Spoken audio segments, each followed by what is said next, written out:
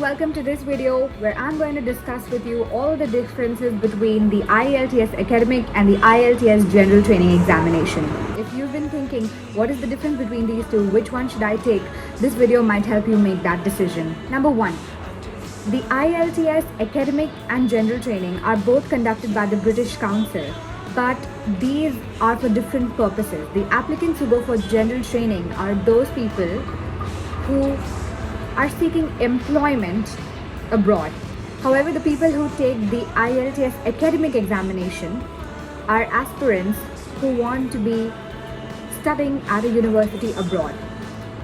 As you can commonly find on the internet, the United Kingdom, United States of America, Canada, Australia, and a few more countries accept the IELTS as the standard English language proficiency test. However, it's quite possible that if you are taking the academic examination, you have not been asked by a university to take this examination, but it is really important to have your IELTS band score, which is your total score or average score on IELTS, during your visa application process. Because in the visa application process, the visa office might ask you for your level of English proficiency, and to prove the same, you need a test score. Now, coming to what is the difference between the exam format, yes, there is considerable difference. Well, let me first begin with the writing section of the academic exam. So IELTS Academic, the writing section is for 60 minutes and you have two questions.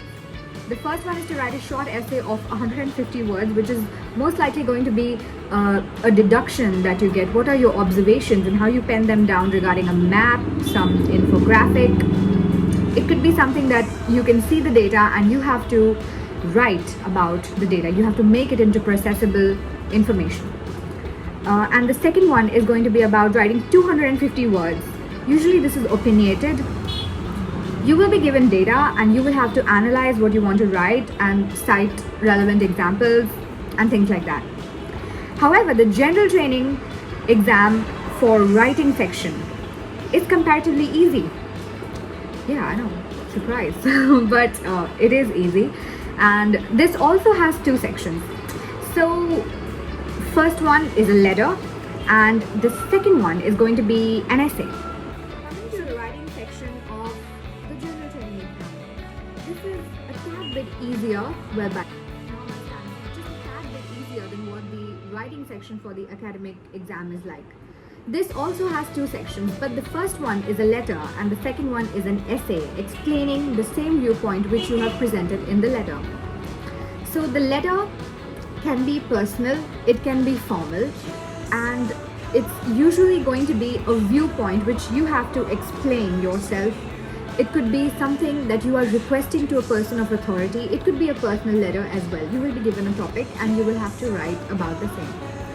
And the second part of the general training writing examination is going to be about your arguments, opinions, all based on what the letter was about.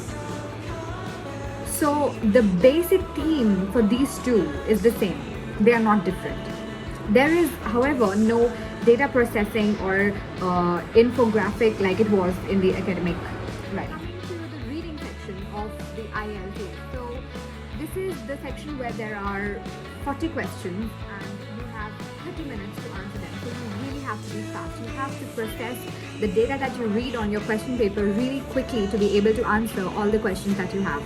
The IELTS reading section is one of my personally most interesting sections. I really like it because all you have to do is read the data, analyze it, and then select the answer.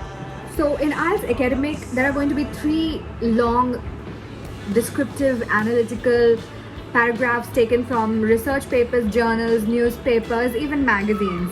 This is targeted at people who are not very specialist but really need to know how to read what they come across, and you know, it's more crafted for people who want to go and study abroad.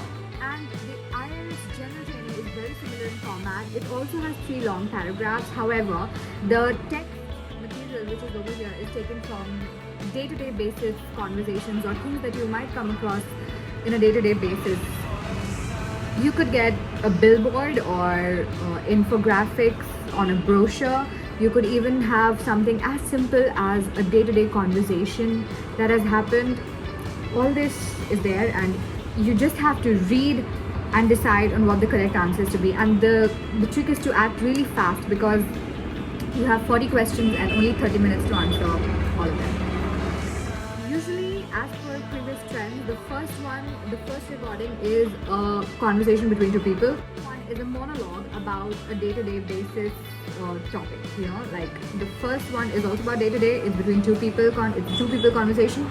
The second one is the monologue about something that you come across on a daily basis. Okay. And then the third recording is going to be about more than 3 people, so maybe 4 people talking about something which happens on a daily basis. And the fourth recording is going to be a monologue, but this can be in an academic setting, so you have to keep up with the listening, because if you miss out on any information, you will not be able to take on the correct answer. And the listening section is usually where students, general training applicants or academic applicants miss out on the most. Although the information is right there, if you just listen attentively, if you're familiar with the British accent, if you're familiar with the Australian accent, and if you are smart and if you practice really well with your mock tests, you will be able to ace it. It's going to happen over Zoom, one-on-one thing. You will be given a flashcard that's going to be your topic. Before that, you have to introduce yourself. The moment you get the flashcard, there's going to be basically 3, you can divide it into 3 categories. The flow of the conversation can be divided into 3 categories.